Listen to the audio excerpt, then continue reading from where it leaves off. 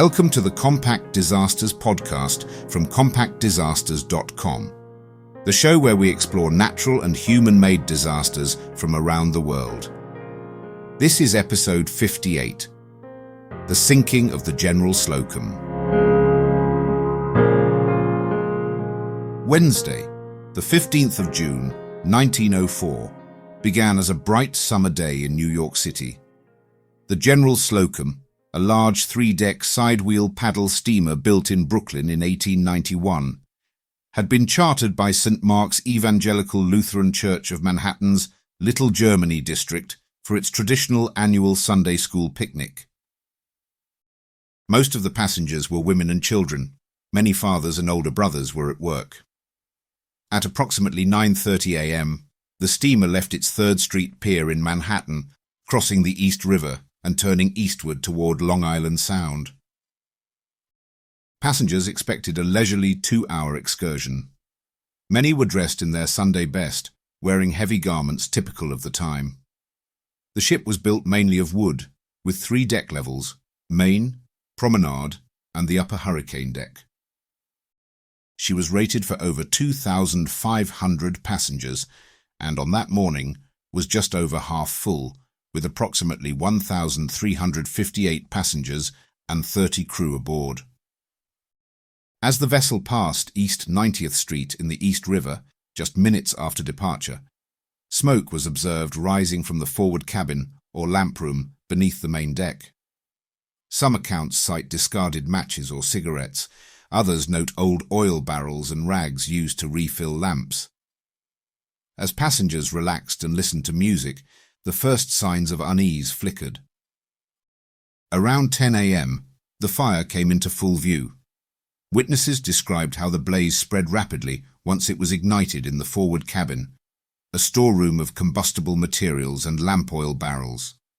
The ship's structure, made of wood and painted with layers of flammable paint, fueled the flames. Efforts to extinguish the fire failed almost immediately. The fire hose attached to the standpipe burst because it was cheap, unlined linen, which had rotted with age. The crew could not attach a rubber hose coupling, and hand pumps lay unused. No fire drill had been practiced that year. As the flames climbed, Captain William H. Van Schaik ordered full steam ahead, but many later faulted this decision because it sent the vessel into the wind, fanning the fire. He then steered for North Brother Island to beach the ship, but by then the fire had grown significantly and the decks were starting to collapse. Women and children crowded the hurricane deck, while the upper decks buckled under the weight and heat. Some jumped into the East River, weighed down by heavy wet clothing and life belts that were decades old and, in many cases, ineffective. Iron weights had been substituted for cork in the life vests. Within about 20 minutes of the fire igniting, the disaster was complete. The hurricane deck collapsed, sending hundreds into the water. The paddle wheels churned nearby, dragging victims under. Ships and tugs arrived, but many lives were lost in that short span of chaotic terror. The final death toll of the General Slocum disaster is recorded as approximately 1,021 lives lost. Many sources cite that number, and around 321 survivors from a total of 1,358 passengers and 30 crew. Most of the dead were women and children from the German-American enclave of Little Germany in Manhattan. Entire families perished. One newspaper remarked that the Lower East Side was ruined in a morning. The trauma radically altered the neighborhood's demographics and social fabric. By the 1910s, much of the German-American community had moved uptown or dispersed entirely. Bodies washed ashore on North Brother Island and the surrounding coast for days. Those who survived the plunge, often drowned due to heavy clothing, were crushed by collapsing decks or succumbed to fire. Medical and rescue services were overwhelmed. There was no effective triage or mass disaster protocol. In the wake of the tragedy, memorials were erected.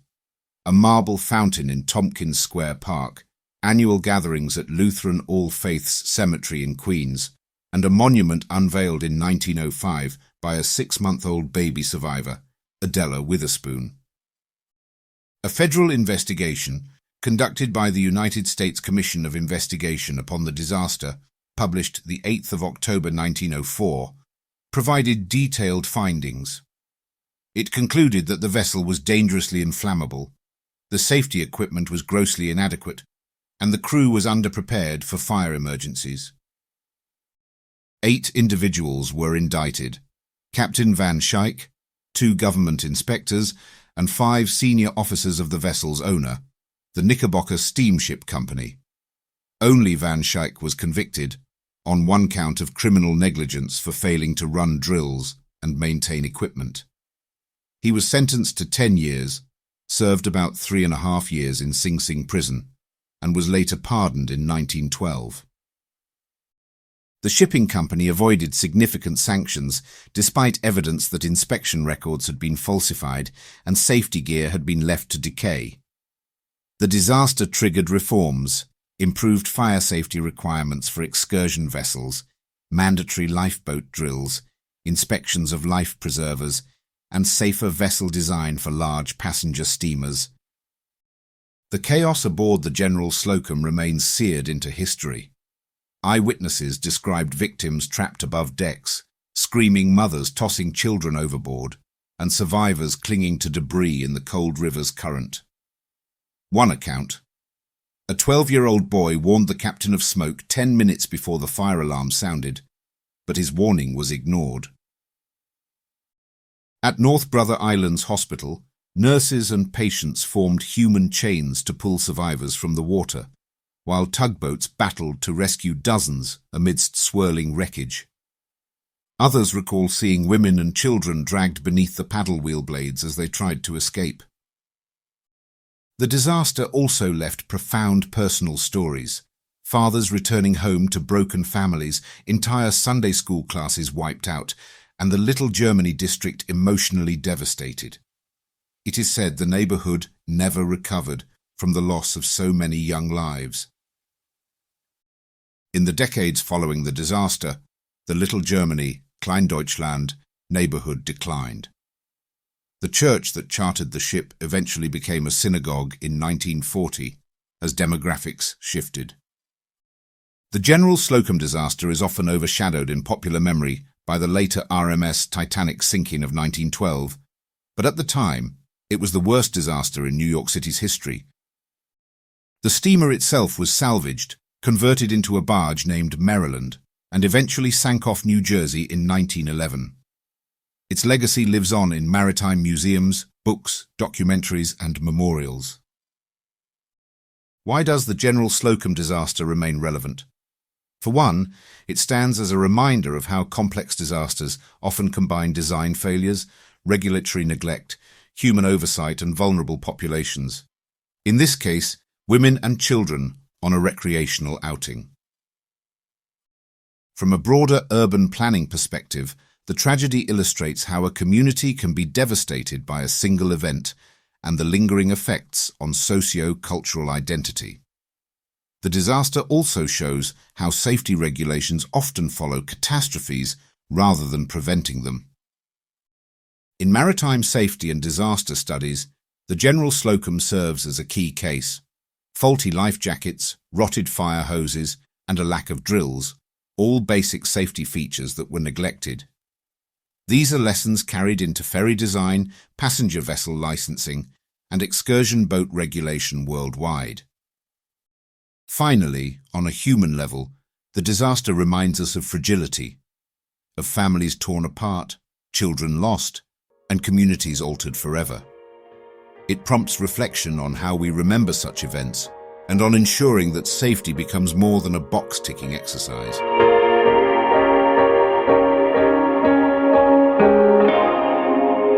I hope you enjoyed that episode of the Compact Disasters podcast from compactdisasters.com. If you did, why not leave us a review wherever you get your podcasts?